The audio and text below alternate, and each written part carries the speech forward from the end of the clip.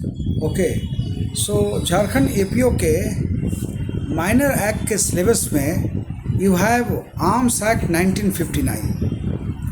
तो जैसा कि मैं पहले वीडियो में आपको बता चुका हूँ कि जो भी आप पढ़ाई कर रहे हैं, हर सब्जेक्ट का एक बार अध्ययन करने के बाद उसमें 4-5 क्वेश्चंस को रेडी कीजिए and you ready that questions in such a way so that if you get similar question in the exam, you are already up to mark with that question and the answer, and you can write that answer very perfectly in the exam. आपकी preparation उस ढंग से होनी चाहिए and all the key points of the answers should be at your finger points.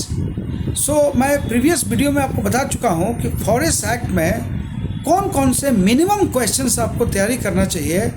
उसी प्रकार आज मैं आपको आर्म्स एक्ट के बारे में बता रहा हूँ कि how many questions you should ready.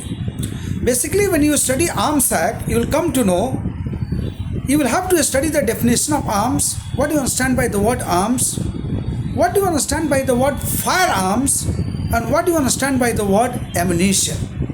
So sometimes you get this question, what do you understand by the word arms, what do you understand by the word firearms, and what do you understand by the word ammunition. So इन तीन चीज़ का definition एकदम thorough कर लीजिए. After that you prepare a question which is very important. What are prohibited arms and prohibited ammunition as per Arms Act.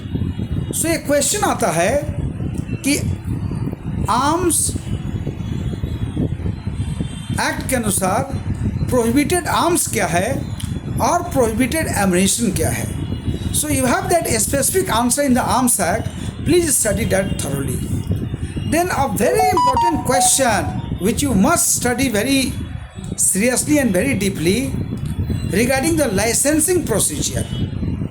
What is the procedure to obtain license under the Arms Act? Very important. Who is the authority authorized to grant license under Arms Act? And then on what grounds license can be revoked or license can be refused? And if the licensing authority doesn't give you license, what are the remedies which are available where you can file case against licensing authority if that is refused? That is also a very important question. Then the next question that you must prepare, what are the penalties under Arms Act for possessing illegal arms? And for this you must refer to section numbers 25, 27 and 29. You should also differentiate what is the difference between possession and use of arms. Is probably question, sometimes you get that. And then you must try to connect strict liability with the Arms Act. That is also a very important question.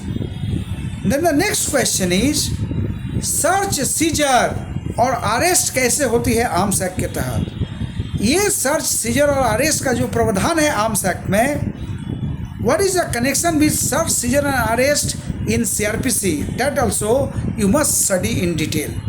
Then what are the safeguards which have been provided in the procedure?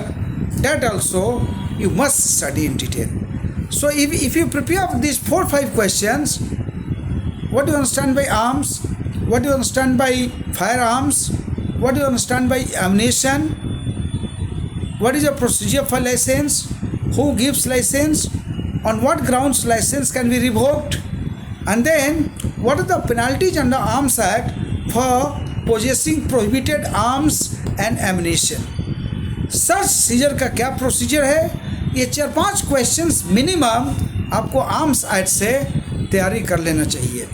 सो सब minor act को एक बार बेर act से thoroughly पढ़िए. उसके बाद से 4-5 questions you must ready, 4-5 questions along with answers. Make key points for revision and then go ahead.